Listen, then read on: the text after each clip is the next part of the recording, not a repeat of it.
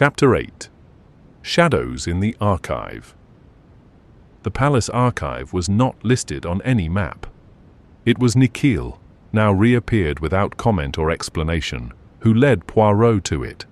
Down a spiral staircase behind the throne room, through a locked gate of iron lattice, into a corridor so narrow even Poirot had to turn slightly to pass.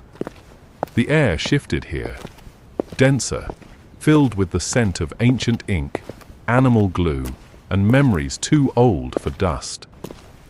The door was wooden, blackened by time, marked by a faded Sanskrit inscription. The old name for Jarwahal, Nikhil explained. Before the last dynasty renamed it. And what did it mean? Nikhil hesitated. Roughly, the place of the three vows. Poirot raised an eyebrow. A curious name for a kingdom. Nikhil said no more. Inside the archive was a disorderly reliquary of history. Scrolls and manuscripts leaned on each other like drunkards after a feast. Ledgers, sealed court documents, crumbling genealogies, all bundled in cords or wrapped in oilskin, resting in chaos. 2 oil lamps sputtered on rusted hooks, their glow casting long shadows over secrets no one had meant to find. Poirot worked methodically. There was no glory in it, no theatrics, only the slow satisfaction of discovery. In a series of bound birth records for the House of Jarwahal, he found name after name, each accompanied by seals, emblems, flourishes of lineage. In the penultimate volume appeared Bimalendra Singh, but not Prince Jai, not even a line, not even a note. Poirot turned the pages again. The boy's birth had been public, a royal celebration, and yet here, in the official book, silence, then another volume, royal decrees, property transfers, marriage licenses.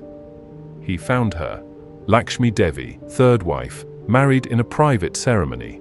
The entry was penned in different ink, in a shaking hand, and beneath it, a faint note. Unratified by council, entry under dispute. Poirot's eyes narrowed. A queen never formally acknowledged. A child left unregistered. A marriage unaccepted by those with power. He turned to Nikhil. Who sits on the royal council? 5. Nikhil replied. The Maharaja, his heir, his sister, the high priest, and the vizier. And who opposed the third wife's marriage? Nikhil was silent. Then, with reluctance. 3 abstained, 2 refused. Poirot nodded. Let me guess, Lady Rukmini and Colonel Rajesh. Nikhil neither confirmed nor denied. Poirot straightened. One more thing. I need access to the servant rolls, the full staff registry. For what purpose? Poirot fixed him with a look. Because someone inside this palace is not who they appear to be. That afternoon, Poirot took tea alone in the East Pavilion. His notes, scribbled hastily into 2 folded pages, rested in his pocket. But it was not what he had found that disturbed him. It was what wasn't there. This was no haunting, no curse. Someone had made Lakshmi invisible, and Jai with her. Because if she were not truly royal, then Jai could never inherit. A motive. His thoughts were interrupted by Miss Masterson. May I? She asked, motioning to the seat opposite. Of course, mademoiselle. She sat, composed, brushing a strand of copper hair behind one ear. I've been thinking about your questions, about the Queen. Yes? I remembered something odd. She used to meet someone, once a month, always at night, in the South Garden. I never saw who, but she'd return with a folded paper. A letter? Maybe. Once I tried to follow. I saw a figure, male, I think, tall, cloaked. Poirot leaned forward. And this happened regularly? Yes, for almost a year. Could it have been the Maharaja? She hesitated. Possibly, but afterward, she always seemed more anxious, not peaceful. Poirot considered this. Thank you, Miss Masterson. You've given me much. As she stood, he asked gently. Do you believe in ghosts, mademoiselle? She paused at the threshold. No, Monsieur Poirot, but I believe in grief, so strong, it leaves fingerprints.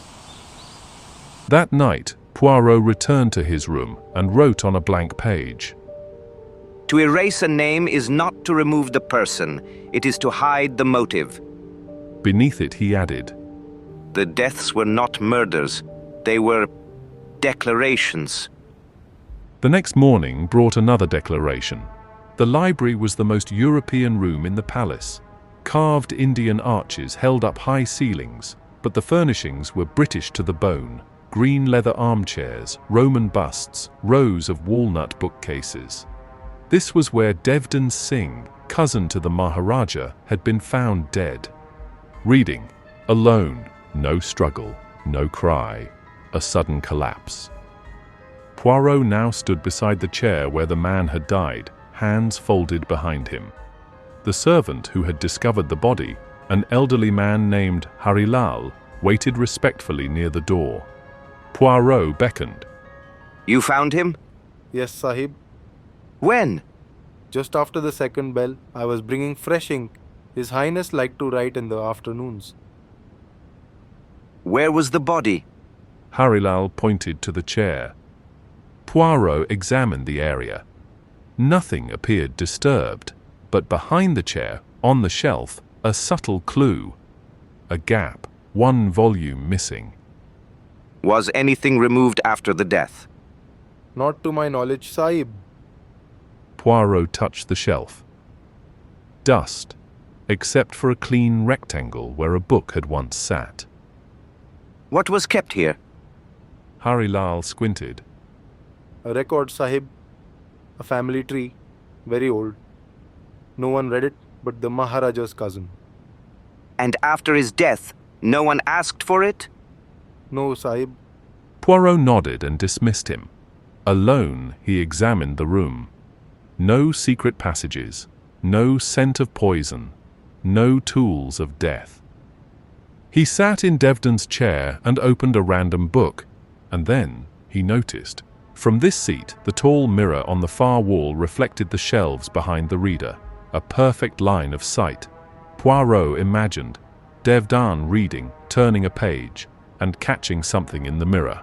Someone, uninvited, unexpected, the shock of recognition, enough to still the heart. Poirot stood. He walked to the mirror, studying the curve of the room within its frame. It captured precisely the point where the missing book had once been. A message or a warning. He turned back to the shelf and noticed something else, a slip of paper wedged behind the books beside the gap. He drew it out. A single sentence in a hand he recognized from the Maharaja's drawer. He knows, and he cannot be allowed to speak it aloud. Poirot folded it carefully and placed it in his breast pocket. Later that day, Poirot returned to the Blue Salon and requested an audience with the Maharaja. The ruler arrived with slow gravity, eyes tired of knowing too much. Poirot did not waste time. Your cousin was reading from a forbidden record. He saw something, perhaps a name, perhaps a truth, and someone made sure he would never speak it. The Maharaja said nothing. Poirot pressed gently. Who benefits if Prince Jai's name never appears in the official books? The Maharaja's voice, when it came, was low. Those who already carry titles, who see no need for another. Lady Rukmini? Colonel Rajesh? A pause, then silence. Poirot waited, then spoke with quiet certainty. Highness, you permitted a marriage the council would not ratify. You permitted a child whose rights are now under threat. These deaths are not random.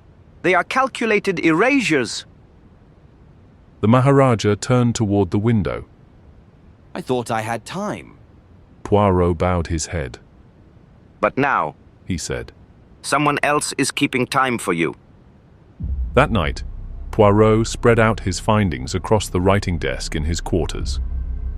A missing family record, a silenced witness, a child absent from the official line, a queen who met someone in the shadows, a temple charm not meant to be found, a priest who vanished, and above all, a single thread that bound every element. Inheritance. Poirot whispered to the dark room. I do not yet know the killer, but I know what they feared.